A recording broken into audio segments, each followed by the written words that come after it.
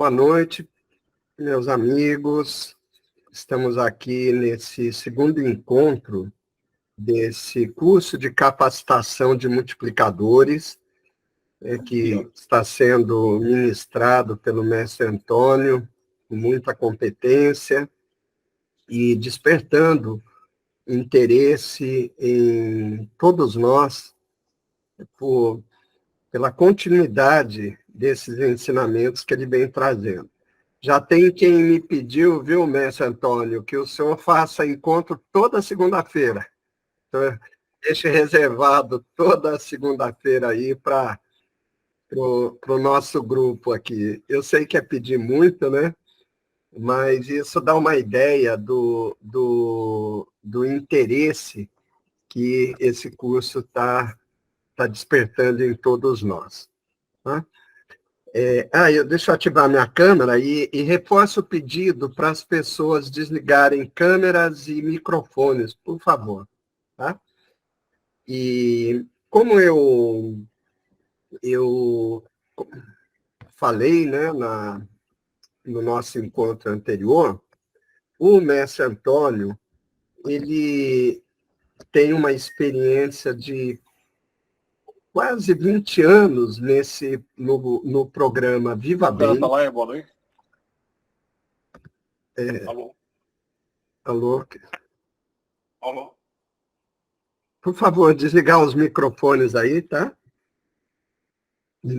E então ele tem uma vasta experiência como voluntário da Casa da União e especificamente com esse trabalho que vem sendo desenvolvido com muita competência em Teresina, com reconhecimento bem destacado pelas autoridades locais, e em função disso, a Casa da União Matriz o convidou, ele gentilmente aceitou para multiplicar esse seu conhecimento através de todos nós que militamos, que atuamos também pela beneficência da União do Vegetal, seja através das diversas casas da União, seja através das monitorias da beneficência dos núcleos. O mestre Antônio, além de ter uma vivência bem boa mesmo nesse assunto como voluntário, ele também tem um extenso trabalho como profissional. Ele é médico, formado na Universidade Federal do Ceará, com residência em gastroenterologia na USP e mestre em ciências médicas também pela USP.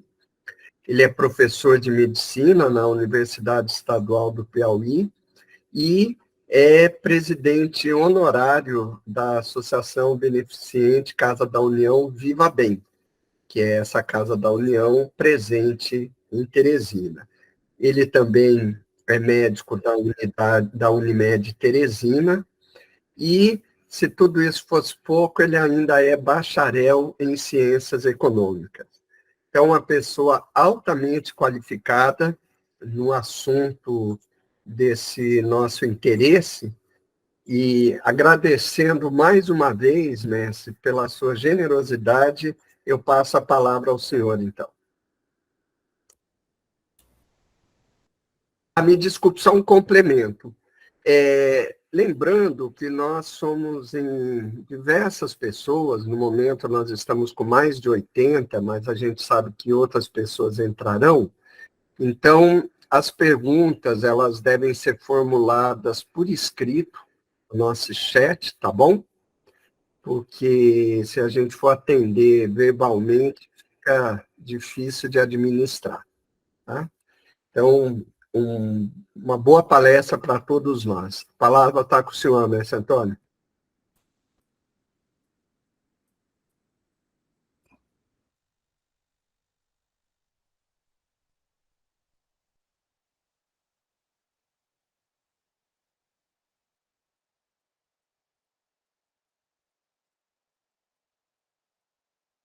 A tela está aparecendo para todos?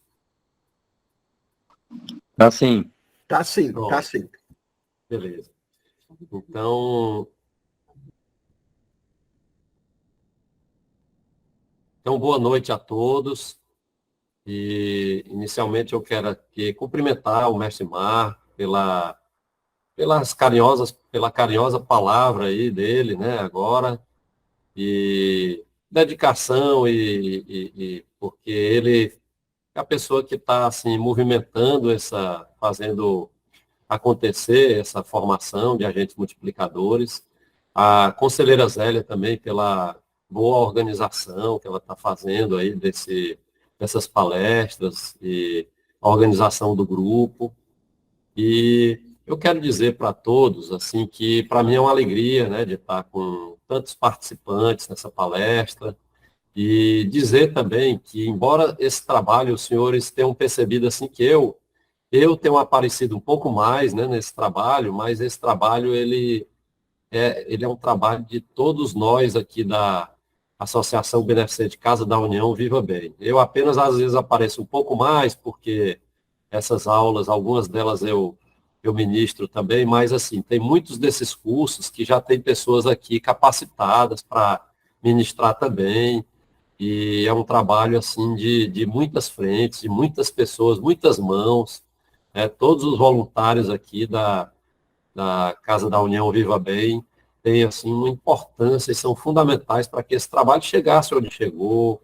E atualmente tem a presidente aqui, que é a conselheira Natildes, que é uma pessoa assim, gente que faz, é uma pessoa que movimenta muita coisa, com poder público, com tanta coisa aí que faz com que esse trabalho chegue onde ele está chegando, né? Então, quero expressar um pouco isso, né, para que as pessoas não vinculem esse trabalho assim com a minha pessoa, assim, especificamente. Embora eu seja um dos colaboradores desse trabalho, mas tem tantas outras pessoas envolvidas, né?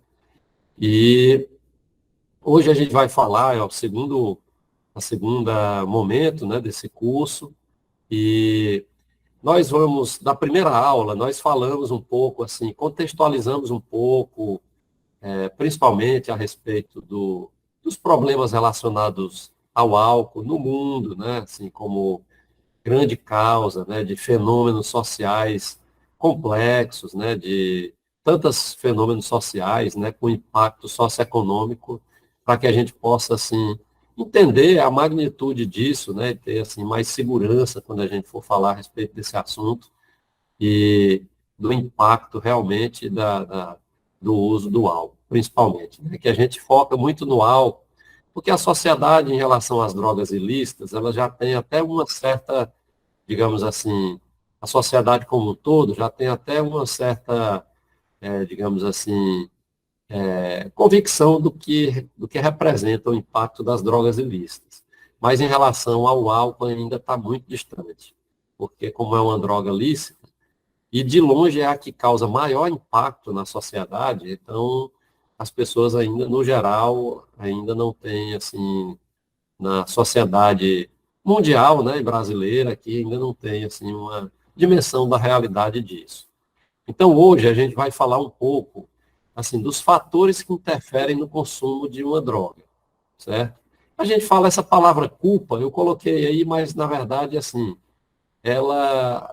a gente trabalha até na União mais com a palavra responsabilidade, né? De quem é a responsabilidade, quem são digamos assim, por que que a droga chega onde chega hoje na sociedade, porque tem hoje digamos assim, uma ação tão, um fenômeno que assim, chega em tantas pessoas, né? Por que isso, né? A gente pode avaliar três dimensões. Há dimensões relacionadas à própria droga, né, que dizem respeito à própria droga, dimensão assim do indivíduo, de cada uma pessoa, e da sociedade como um todo. Então, podemos dizer que essas três interfaces, elas é o que, digamos assim, atuam para que o fenômeno o uso de drogas aconteça ou deixe de acontecer numa sociedade. Então, nós vamos falar um pouco agora a comunidade científica, para responder essa pergunta, O que é que a literatura científica hoje nos diz, nos mostra, quando se faz a pergunta, por que se usa drogas? Então, a comunidade científica, ela é reunida, hoje a maioria dos estudos, é quase um consenso, chegaram a 12 causas que podem explicar, em maior ou em menor grau, esse fenômeno tão complexo de se usar uma droga. Então, eu vou explanar aos poucos aqui durante a apresentação essas 12 causas, esses 12 motivos, e os senhores vão ver que vai ter alguns motivos que podem englobar todos os demais, mas todas essas causas são, assim, digamos assim, contextos, né, situações e motivos que levam uma pessoa a usar uma droga. E no outro aspecto, nós temos as 5 dimensões da prevenção, que a gente vai trabalhar um pouco mais adiante. Então, nós temos a prevenção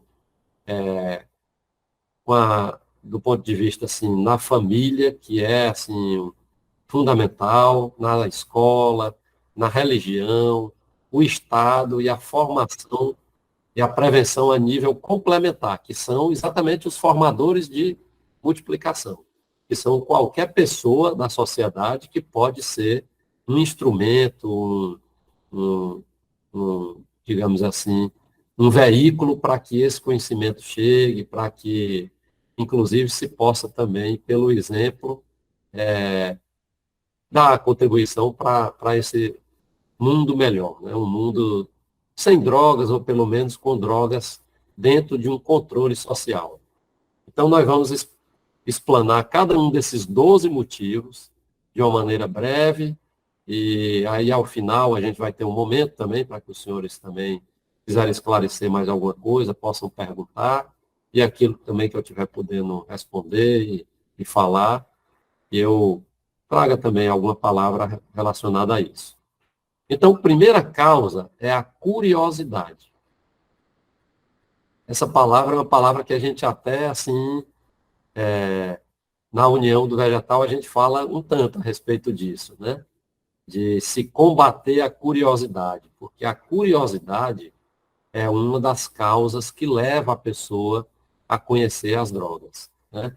O que é a curiosidade? Curiosidade é uma pessoa, digamos assim, é uma falta de conhecimento. Então, pela falta de conhecimento, a pessoa, às vezes, se aventura numa situação de ilusão, que não é a realidade, por desconhecer a realidade. Então, a curiosidade. Aí eu faço aqui esse slide, né, que eu gosto muito de usar imagens que expressam o que a gente está querendo dizer em palavras, porque quando a gente expressa as palavras através de imagem, principalmente nas apresentações que a gente faz, isso chega mais no coração das pessoas, chega mais na consciência das pessoas. Então, a gente fala assim, a curiosidade mata, né? Pode até matar. Porque, olhe bem por exemplo, essa imagem, né? O que é que essa moça estava querendo ver dentro de um revólver, né? Mexendo ali, sujeito a uma arma dessa disparar. Então, é uma curiosidade, né? Não tinha muita coisa para ver ali dentro, mas ela, né, assim, por falta de conhecimento e por falta de uma maturidade, ela, digamos assim, fez essa aventura tão perigosa. Então, é assim no mundo das drogas. As pessoas, muitas vezes, elas buscam, né, por curiosidade. E o antídoto, e como é que se combate a curiosidade? Com o conhecimento. Porque o conhecimento, ele é superior. O conhecimento, ele leva, assim, ao domínio, né? Então, o conhecimento é poder. Existia até um grande canal de comunicação, de educação, que ele dizia assim, conhecimento é poder. Porque realmente, através do conhecimento, a gente se liberta de tudo. Então, a vida é uma busca de conhecimento. Então, esse é o grande antídoto, né, para a curiosidade, que é a primeira causa que leva as pessoas a buscar o uso de uma droga. A segunda é o que a gente denomina de pressão de grupos. O que é pressão de grupos? essa imagem mostra uma pessoa ali que não tem nem espaço para se movimentar porque o outro não está deixando, né? Então, é assim, é como se é aquele grupo de amigos que todos, às vezes, usam droga, menos uma pessoa. Então, essa pessoa que não usa drogas, ele é objeto de pressão dos demais. Então, as pessoas cercam ele, pressionam, ele se sente, fica numa situação que ele se sente, e às vezes ele vai usar porque ele está sendo pressionado. Então, isso tem, socialmente, isso tem um peso muito grande, sabe? A pressão de grupos. Ela pode ser tanto negativa, como ela pode ser positiva, a pressão de grupos. Por exemplo, numa instituição religiosa, às vezes a pressão de grupo, que a comunidade científica fala a respeito disso, ela pode se tornar positiva, porque as pessoas, elas podem usar boas práticas para, digamos assim, incentivar outras pessoas a ter aquela mesma prática, ou essa mesma prática positiva. Em relação às drogas, as pessoas usam muito disso aí, principalmente na adolescência. Então, por isso, que é uma das idades onde as pessoas estão mais sujeitas à pressão de grupos, porque a pessoa ainda não tem uma maturidade, ainda não tem uma resistência para a pessoa resistir às situações de vida que se apresentam. Então, isso é uma coisa que a gente trabalha muito nas palestras de prevenção, a pessoa ter mais resistência. Inclusive, a gente trabalha muito na perspectiva isso é uma estratégia muito utilizada de prevenção, que é o reforço positivo e a simulação de situações. Por exemplo, a gente pode fazer isso em grupo de jovens. A gente faz tipo um teatro, em que 3 ou 4 chegam ali, pressionam uma determinada pessoa e como é que ela vai agir pressionada para que, se um dia acontecer isso na vida real, e eu lhes digo com segurança, vai acontecer um dia na vida de um jovem isso, uma pressão de grupo, para ele fazer alguma coisa que ele não está, em princípio, ou querendo ou se dispondo a fazer, então ele já vai estar mais preparado, ele vai saber dizer um não, porque ele não foi surpreendido. Então, essa é uma estratégia maravilhosa em relação a nossos jovens, que a gente pode ensinar isso, que é justamente a simulação de situações do cotidiano, que são situações reais que as pessoas podem, digamos assim, se antecipar e aprender a dizer não quando não é tão necessário. Então, existe aquela famosa frase, só você não vai, só você não faz isso. Então, aquela assim, às vezes é sujeito a pessoa até ser excluída por isso. E isso já aconteceu, eu acredito, com muitos de nós. Por exemplo, que tem a opção de não usar bebida alcoólica, e às vezes as pessoas até excluem de algum grupo de convivência, porque se incomodam com a opção da pessoa de não, por exemplo, usar bebida alcoólica ou alguma outra droga.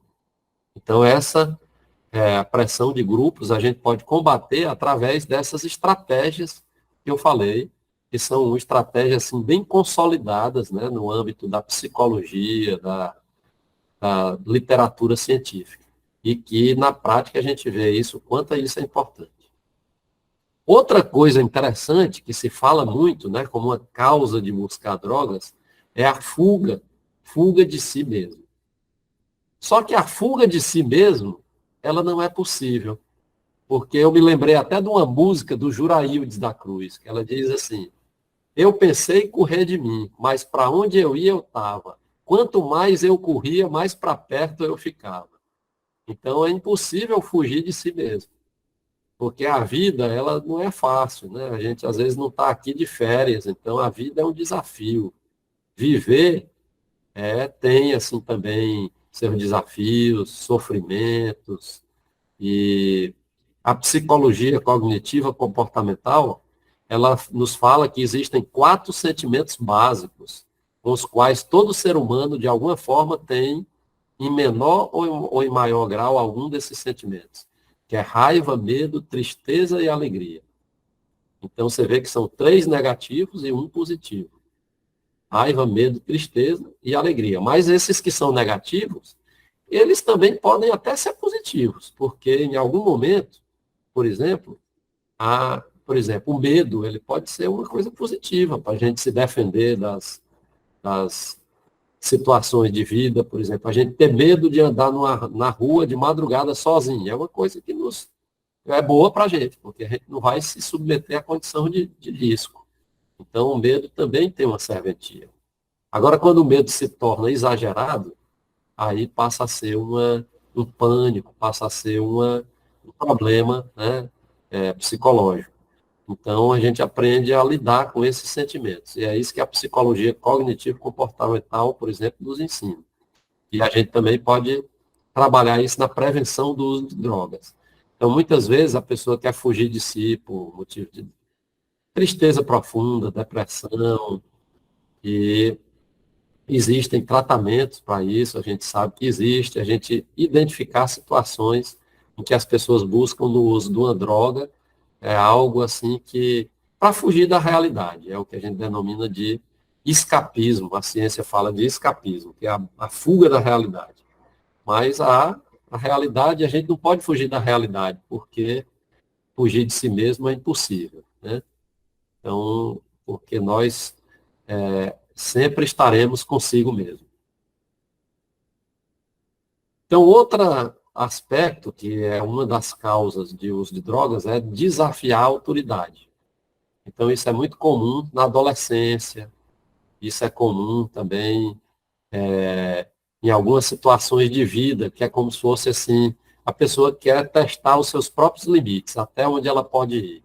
Então, ela desafia a autoridade. Se tem alguma autoridade, o pai ou alguma autoridade dizendo que não pode, a pessoa quer testar o limite para ver até onde vai.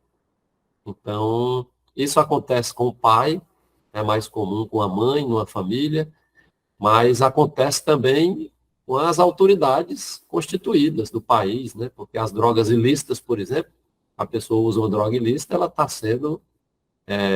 está cometendo uma ilicitude, então ela está desafiando autoridades também. Ela pode ser, inclusive, presa, ela pode ser... Então, a gente costuma dizer assim, manda quem pode, obedece quem tem juízo. Então, desafiar a autoridade não costuma ser uma alternativa muito boa, porque, geralmente, para quem desafia, o resultado não costuma ser muito bom. Então, isso se for uma autoridade mesmo, autoridade no sentido da palavra, mais ainda, né? Uma autoridade moral, mais ainda. Outro aspecto é a insegurança. A insegurança é um aspecto também que leva, às vezes, a pessoa à busca de o uso de drogas. E a insegurança, qual é o antídoto? Como é que se combate a insegurança? Com autoconhecimento, com buscar conhecer mais a si mesmo, conhecer melhor os próprios sentimentos, os próprios pensamentos. A gente também, nas práticas, existem algumas dinâmicas que a gente pode fazer com jovens que a gente pode trabalhar um pouco isso, colocando, por exemplo, uma música, pedindo para fechar os olhos, e aí guiando com algumas palavras que incentivam a pessoa a se conhecer melhor, a ter mais amor próprio. Então, isso é o autoconhecimento, que pode combater a insegurança. A desinformação, né, que é um fator assim, muito presente na sociedade, por isso que esse trabalho nosso, ele quer preencher essa lacuna que existe na sociedade, que é a gente chegar com conhecimento nas escolas, nas comunidades, na sociedade como um todo. Porque a gente conhecendo a realidade, a gente tem assim uma forte condição de saber também ter boas escolhas, de saber se defender, de saber discernir o joio do trigo, né? Que é o dom do discernimento, saber o que nos serve daquilo que não nos serve, aquilo que nos leva a um bom caminho, aquilo que não nos leva a um bom caminho. Então, isso é muito importante a gente saber ter esse discernimento. Então, olha o que é a desinformação, como é que eu vou ilustrar através de uma imagem a desinformação. É como se você pegasse e deparasse com uma propaganda assim. carro com 50% de desconto, aproveite. Aí quando você se depara com a realidade, é uma realidade que você não mostraram a coisa como ela realmente é. Então, mostraram uma coisa, pintaram uma coisa de um jeito, mas na verdade a realidade é outra. Então, é uma grande ilusão, né? Não é a realidade. Você vai encontrar as coisas deterioradas pela metade, não é do jeito que você imaginou que podia encontrar.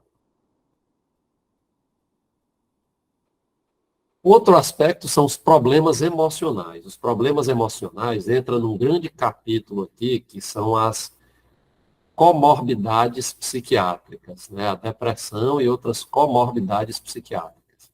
O que são comorbidades psiquiátricas?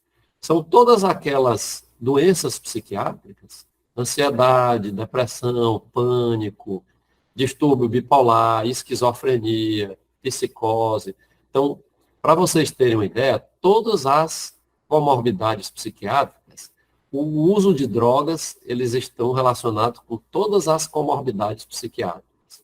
Então, as comorbidades, as doenças psiquiátricas, facilitam o uso de drogas, porque deixam as pessoas mais vulneráveis, e o uso de drogas, por sua vez, deixam as pessoas mais vulneráveis, levando a comorbidades psiquiátricas.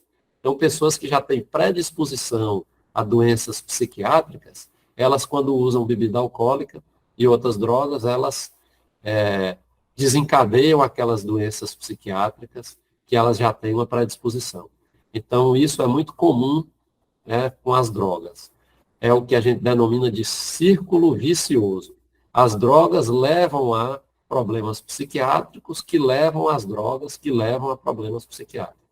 Então, é um ciclo que precisa ser rompido, e geralmente aqui há necessidade de auxílio de profissionais de saúde, médicos, psicólogos, instituições como CAPS, AD, instituições que trabalham, né, com essa problemática numa perspectiva mais profissional mesmo, porque aí muitas vezes já são intervenções terapêuticas.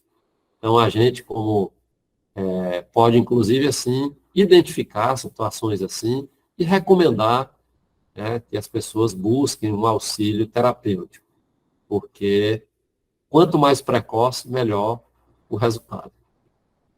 Outro aspecto é o fácil acesso. As drogas, hoje em dia, infelizmente, inclusive para jovens, o fácil acesso, principalmente as drogas lícitas. E o antídoto é o quê? As políticas de controle social, políticas públicas. Por isso que a gente trabalha também no Viva Bem com esse braço de políticas públicas, que é para a gente cativar as autoridades, para que as autoridades possam implementar essas políticas públicas, principalmente com o nosso bom exemplo na União, que a gente tem essa educação pelo exemplo, esse referencial positivo. Então, através desse trabalho de beneficência, a gente pode dar essa contribuição social também. Outro aspecto é a mídia. A mídia, muitas vezes, principalmente aqui quando a gente fala das drogas lícitas, né? Principalmente o álcool e o cigarro, mas principalmente o álcool. Existe um dito popular que diz assim, que uma mentira repetida 100 vezes se torna uma verdade. Mas eu nem coloquei isso porque uma mentira jamais se torna uma verdade. Então, quando ela é repetida muitas vezes, ela pode aparentar uma verdade, ela pode ficar bem parecida. Porque o que mais parece com a verdade é a mentira. Então, muitas vezes, a mídia do álcool, o que é que ela trabalha? Por exemplo, vocês veem as propagandas do álcool, elas trabalham com 3 grandes mentiras, a mídia do álcool. Primeira mentira, primeira inverdade, digamos assim, é que o álcool refresca. O álcool, 1 grama de álcool gera 7 calorias. Então, sempre que a pessoa bebe uma bebida alcoólica, mesmo que seja uma bebida gelada, ela sempre esquenta.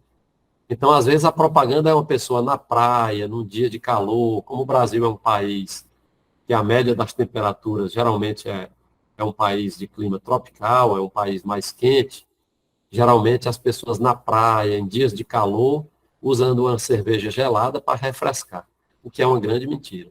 Porque se você verificar a temperatura corporal de uma pessoa antes dela beber e depois que ela bebe, ela sempre vai esquentar, porque 1 grama de álcool gera 7 calorias. Então, a primeira grande mentira. A segunda grande mentira, que é o quê? Que é que geralmente eles colocam cenas, né, de mulheres bonitas e aparentando assim como se o álcool favorece, né, a condição assim do sexo. E inclusive hoje ela coloca também homens, né, porque como aumentou o consumo de bebida alcoólica entre mulheres também, botam artistas, né, pessoas socialmente bem famosas, né, e bonitas, né, como se o álcool favorecesse, inclusive com cenas muitas vezes próximas ao de erotismo, mesmo sabendo que há o Conselho Nacional de Autorregulação Publicitária, ele proíbe vincular propaganda de bebida com cenas de erotismo. Mas a gente sabe que isso aí é uma realidade, mulheres de biquíni na praia, é toda uma apelação para a sexualidade.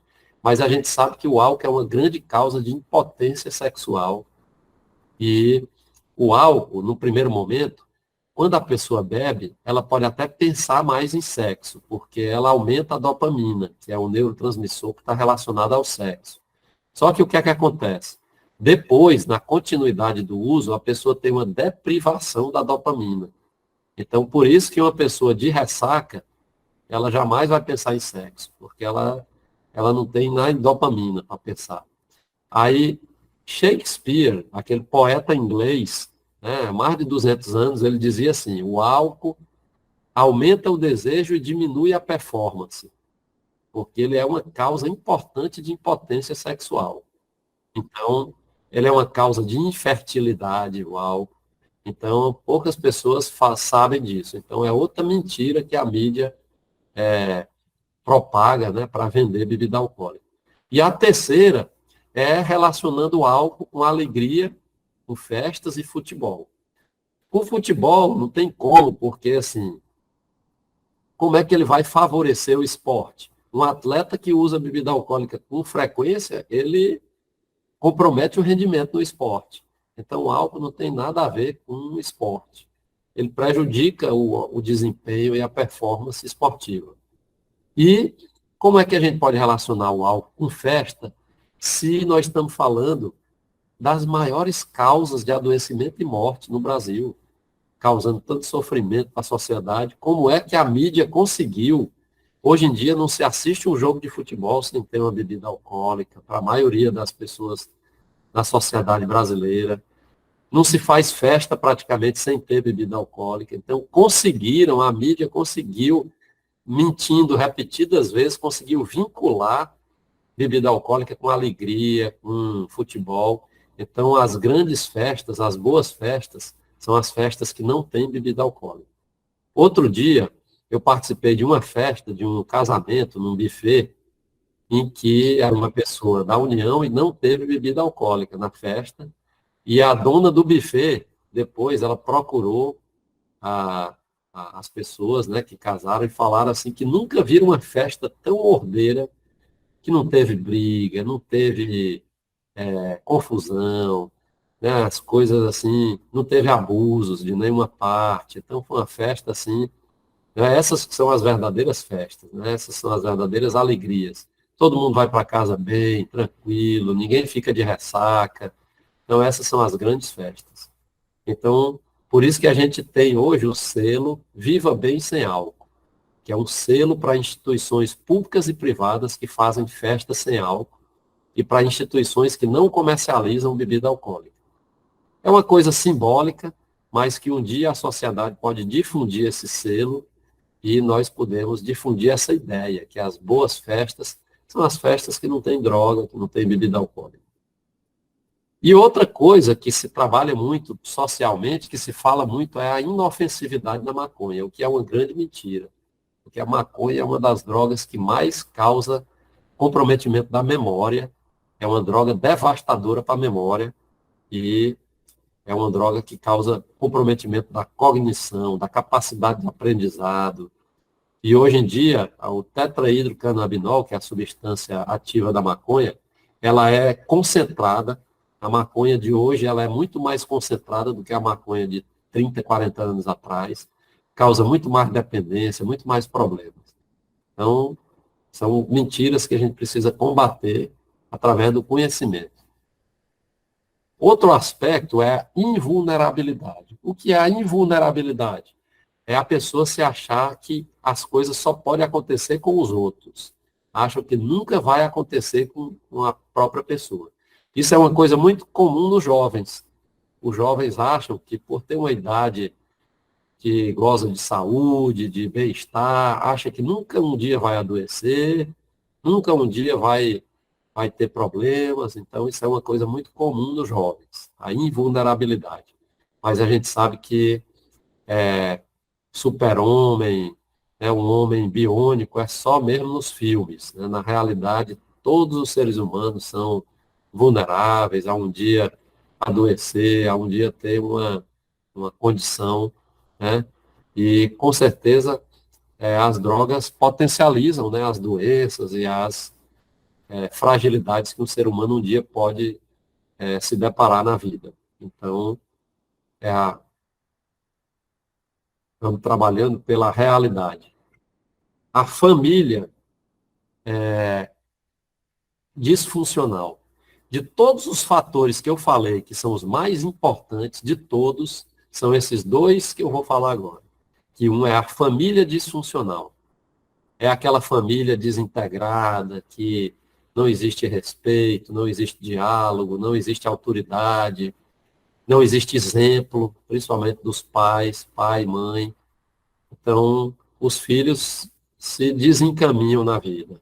Então, é aquela família que o, o pai bebe uma cerveja para dormir, a mãe toma um tranquilizante para dormir e o filho fuma um baseado para dormir. Então, é uma família disfuncional. Então, pela família, que é um dos principais pontos, assim, é uma das principais bases de prevenção que a gente vai falar, talvez a maior base de prevenção, talvez não, é a maior base de prevenção que nós temos na sociedade dos, digamos assim, não só de uso de drogas, mas de todos os desencaminhamentos que uma pessoa possa ter na vida, né? Uma família disfuncional aumenta muito a chance. E a última causa, né, e talvez ela abrange todas as outras, é o vácuo existencial espiritual. O que é o vácuo existencial espiritual? É quando a pessoa não preenche dentro de si com coisas boas. Então, quando tem um vazio. Então, existe uma parábola atribuída a Jesus que ela diz assim: casa vazia, morada do diabo. Então, quando a casa é vazia, você vê que ela fica suja, ela se deteriora, ela fica abandonada. Então, quando as pessoas não têm o que preencher dentro de si positivo, elas ficam vulneráveis à influência do negativo. Então, é o vácuo existencial espiritual. E muitas vezes a pessoa está buscando uma coisa que ela ainda não encontrou. Então, aí ela vê a droga como uma alternativa. Mas um dos aspectos que a gente vai trabalhar aqui, mais importante de prevenção, é a religião. A religião é um dos aspectos, uma das dimensões mais importantes que existem, porque elas existem para trabalhar pelas virtudes do ser humano, pelo desenvolvimento das virtudes. E dessa forma é um fator importante de prevenção. Então, a gente falou aqui das causas, de acordo com a comunidade científica, as 12 causas que levam uma pessoa a usar drogas, e eu falei também alguma coisa dos antídotos, né? Como é que a gente pode combater, mas a gente vai trabalhar isso um pouco mais também, porque isso é muito importante, e isso pode ser trabalhado de muitas formas, através de palestras, de dinâmicas, de tantas outras maneiras, né, que você pode trabalhar isso. Então, nós temos compartilhando responsabilidades. Né? Então, existem, segundo a comunidade científica, isso é a comunidade científica que nos fala, existem 5 dimensões de responsabilidades. A principal é a família, porque é o responsável direto, desde a concepção do filho até, pelo menos, o final da juventude, né, de encaminhá-lo para uma vida mais saudável, uma vida melhor. Segunda dimensão são as responsabilidades secundárias, que é a escola. A escola, ela é um local, por isso que depois eu quero propor para os senhores aqui que têm interesse em iniciar esse trabalho, que a gente comece oferecendo essas palestras e fazendo parcerias com escolas de ensino fundamental, com adolescentes. Então, essas palestras chegando nas escolas e nós compartilhando esse material se vocês procurarem qualquer escola pública e privada, conversarem com os diretores, eles com certeza terão interesse em receber essa contribuição e esse conhecimento para a gente trabalhar juntos e compartilhar esse trabalho nas escolas, que é um lugar que eu acho que, se a gente conseguisse, em cada um desses locais que a gente está formando agentes multiplicadores, a gente realizar essas palestras para jovens e em escolas, seja públicas, seja particulares, nós vamos estar fazendo uma dimensão, uma divulgação desse trabalho numa faixa etária muito especial, que é o momento ideal de chegar esse trabalho de prevenção. Nós temos também as responsabilidades complementares, que somos nós, os formadores de opinião, os agentes multiplicadores.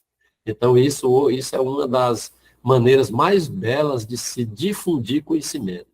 É através dos agentes multiplicadores de informação. Os agentes, essa palavra agente, são as pessoas que agem, que fazem movimentar. Então, cada um de nós e agindo, digamos assim, coletivamente, então não fica nem muito trabalho para uma pessoa só, e ao mesmo tempo a gente chega a compartilhar esse conhecimento, e se a gente tiver 100, um dia 200 pessoas compartilhando essas palestras, imagine isso no Brasil inteiro. Cada vez que a pessoa fizer uma palestra, se a gente tiver 200 pessoas, já são 200 palestras que em algum lugar do país está sendo divulgado, está sendo trabalhado. Então, isso chega bem rápido e muda realidades. As responsabilidades religiosas, que é a 4ª dimensão, porque são instituições que estimulam o desenvolvimento das virtudes humanas, seja qual religião for, se for uma religião séria, ela vai fazer esse trabalho com muito amor e com muita dedicação. E as responsabilidades do Estado, que é o poder público, que tem também, e nós precisamos, né, trabalhar no sentido de a gente cativar as autoridades para que essa realidade chegue neles também, e que eles precisam da gente e nós precisamos deles para a gente realizar esse trabalho. Então, fazendo isso, a gente movimenta esse trabalho. Então, eu vou falar um pouco aqui de prevenção, para a gente já encaminhar para concluir a aula. Então, o que é prevenção?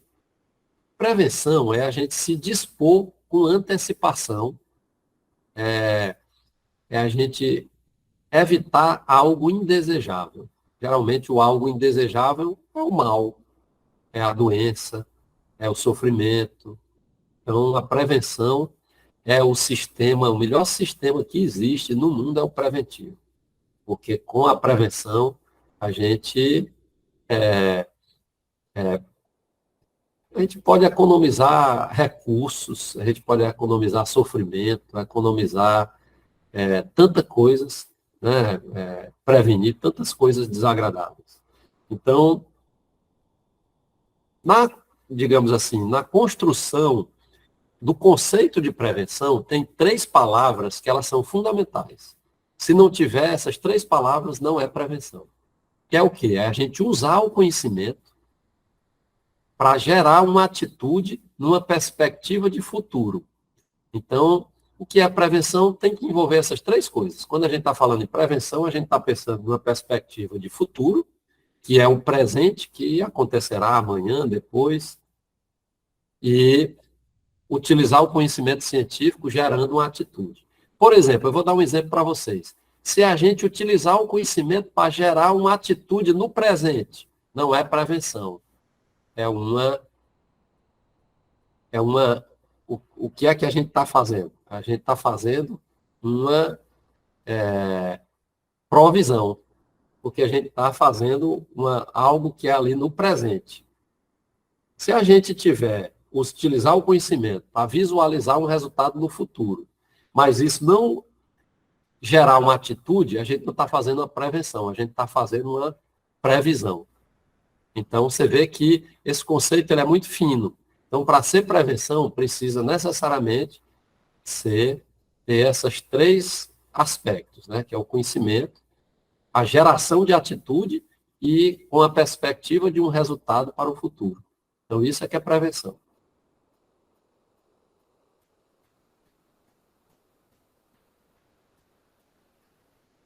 Olha que interessante, essa pesquisa que eu realizei aqui em Teresina, em 400 domicílios. Né? A gente fez duas perguntas nessa pesquisa. Uma a gente perguntava se a pessoa usava bebida alcoólica. Geralmente era um adulto. Se usava bebida alcoólica. A pessoa dizia sim ou não. E a gente fazia uma outra pergunta. Se coubesse a você escolher se seu filho usaria bebida alcoólica ou não, o que você escolheria? Olha que coisa interessante. Mesmo as pessoas que usam bebida alcoólica, dos 85% das pessoas que usam bebida alcoólica, se ela tivesse que escolher, os filhos dela não usariam bebida alcoólica. Olha que interessante. Elas usam, mas elas imaginam que não faz bem. Porque se elas pudessem escolher, elas escolheriam que os seus filhos não usassem bebida alcoólica. E claro, dos que não usam, claro que praticamente todos escolheriam que eles não usassem. Né? Isso é bem óbvio. Mas o interessante dessa pesquisa é que mesmo as pessoas que usam bebida alcoólica, se elas pudessem escolher, seus filhos não usariam bebida alcoólica. Então elas têm uma impressão que não é uma coisa boa. Olha que interessante, mas ainda assim, elas muitas vezes continuam usando bebida alcoólica. Então, nós trabalhamos com 3 níveis de prevenção. Segundo a literatura científica, existem 3 níveis de prevenção. Aqui no trabalho do Viva Bem, a gente trabalha basicamente com a prevenção primária e com a prevenção secundária. Então, o que é a prevenção primária? Prevenção primária é quando a pessoa não usa droga, não usa bebida, a gente trabalhar para que ela evite ou retarde o uso, no caso de adolescentes. Então, uma vez a pessoa não usando, a gente fazer um trabalho para que ela continue sem usar a droga ou então, se dispõe a usar, for um adolescente, que pelo menos use depois dos 18 anos, que o impacto diminui. Então, isso é prevenção primária. Ela se dirige, geralmente, àquela pessoa que não usa droga. Esse é o melhor momento de trabalhar, é quando a pessoa ainda não usa. Porque se esse trabalho chegar nessa hora, a pessoa já vai pensar 2 vezes no dia que se apresentar uma situação para ela usar aquela substância. Então, prevenção primária, ela se dirige à pessoa que não usa bebida alcoólica. E qual é a ação que nós temos e devemos ter em relação a esse nível de prevenção? Tem 3 situações na sociedade que a tolerância em relação ao uso do álcool deve ser 0. Deve ser assim, em hipótese nenhuma, essas situações deve haver o uso de bebida alcoólica. Que é o quê? Entre adolescentes, menores de 18 anos. Por quê? Primeiro que existe uma lei que é crime fornecer bebida alcoólica para menores de idade. Primeira coisa, já é uma coisa legal. Segundo, porque tem todas aquelas consequências que eu falei na aula anterior. Quando a pessoa começa a usar bebida alcoólica na adolescência, ela tem um risco 5 vezes maior de se tornar dependente e tem um risco muito maior de se envolver com outras drogas. Outra situação que é a tolerância 0, gestantes, mulheres gestantes. Porque quantidade nenhuma de bebida alcoólica deve ser ingerida por mulheres gestantes. Porque mesmo mínima quantidade, no período inicial da gestação pode causar aquelas sequelas graves na criança que vai nascer. Então, mulheres, a gente tem o dever de alertar as mulheres que estão em idade fértil, para que elas evitem usar bebida alcoólica, porque elas podem até estar grávidas sem saber. Principalmente nas primeiras semanas, que elas às vezes não sabem, que é o período que tem mais risco. É exatamente o período de mais risco. Aí nós temos o programa Nascer Viva Bem, que é direcionado para essa temática. E o outro é o trânsito, né? A pessoa dirigir um veículo, não tem absolutamente, a tolerância é zero em relação ao consumo de bebida alcoólica. Existe a prevenção secundária, que é o quê? Uma vez que a pessoa escolheu usar aquela substância, pelo menos se trabalhar para evitar o abuso e a continuidade do uso. Evitar a dependência, para um dia não se tornar dependente. Porque depois que se torna dependente, a chance de recuperação é bem menor. Existe, com certeza existe. Recuperação existe, cura. Mas a chance é menor. Então, qual é a ação principal? É a difusão do termo etilismo de risco. Eu vou relembrar para vocês. Se a gente conseguir difundir para a sociedade o que é etilismo de risco, o que é etilismo de risco? Daqui a pouco eu vou mostrar para vocês o que é. Que é o quê? Homens que bebem mais do que 14 drinks por semana, ou mais do que 4 por ocasião, e mulheres que bebem mais do que 7 por semana, ou mais do que 3 por ocasião, essas pessoas que bebem nesse padrão, elas têm um risco de 90% de algum dia ter algum problema causado pelo álcool. Então, se alguma pessoa está bebendo nesse padrão aí, ela muitas vezes acha que está bebendo socialmente, mas na verdade ela já é um etilista de risco. Esse conceito é um conceito muito importante para ser difundido na sociedade, porque ele é um conceito de probabilidade, ele é um conceito ainda de prevenção. A pessoa ainda não chegou na dependência, não chegou na... antes, é a gente atuar no melhor momento. Para vocês terem uma ideia, menos de 5% dos profissionais de saúde conhecem esse conceito, que é etilismo de risco. Porque isso aí não interessa muito difundir esse conceito, nem pela mídia, nem pela... Então a gente entregou um documento no Ministério da Saúde, que é pedindo para difundir esse conceito, inicialmente para profissionais de saúde e depois através de campanhas publicitárias, para que as pessoas que bebem nessa quantidade, eles já saibam que estão bebendo num alto padrão de risco, que o risco deles terem problema um dia é muito alto. Então, esse conceito precisa ser trabalhado na sociedade. E nós temos também o que a gente denomina de intervenção breve. Intervenção breve, já para as pessoas que já estão ali começando a usar com mais frequência bebida alcoólica, já estão começando a, um dia ou outro, abusa do álcool. Então, a intervenção breve ela deve ser feita por profissionais de saúde, principalmente por psicólogos, mas pode ser feito também por...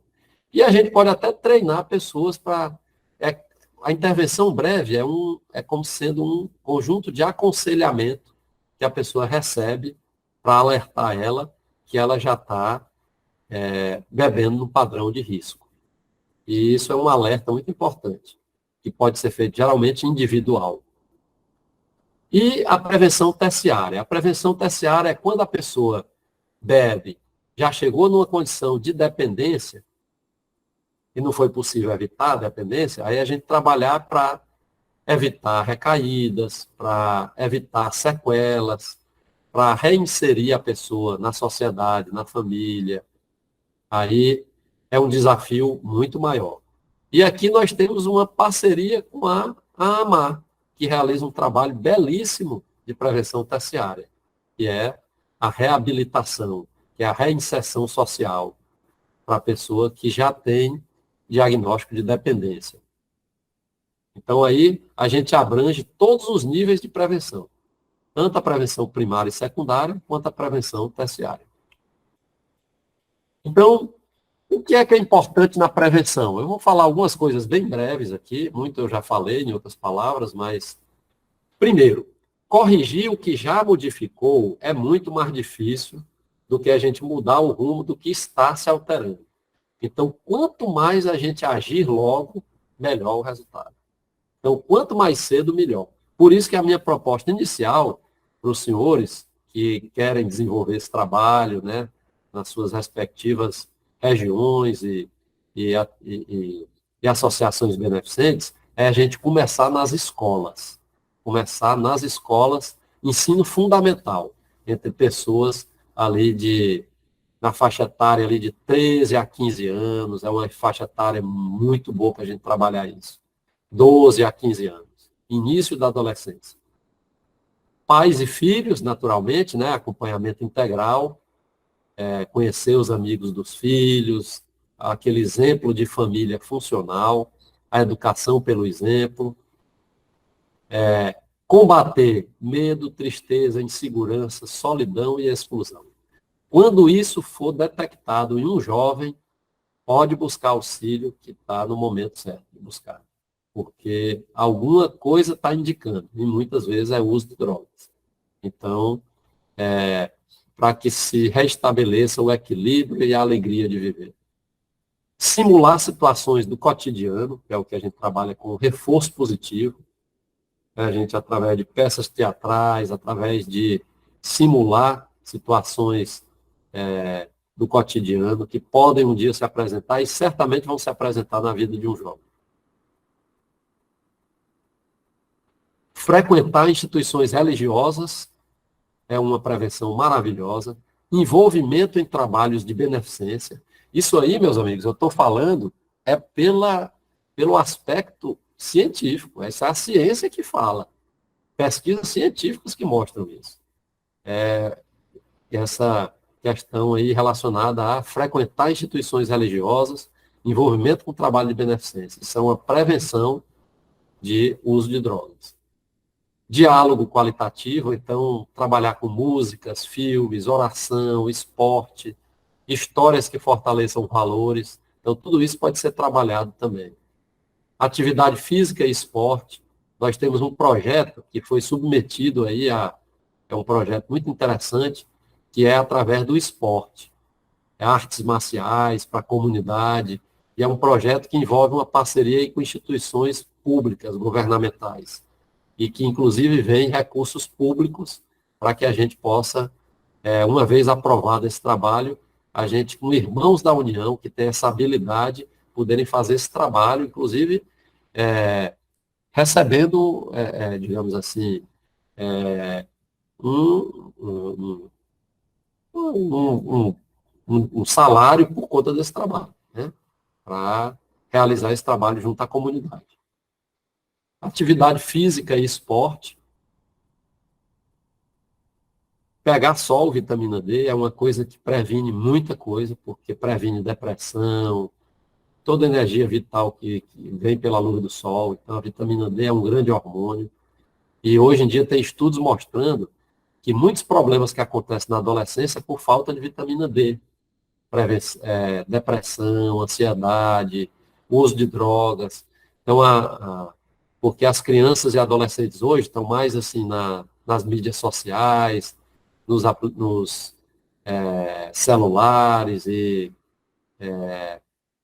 telas, né? E muito pouco fazendo esporte, se expondo à luz solar.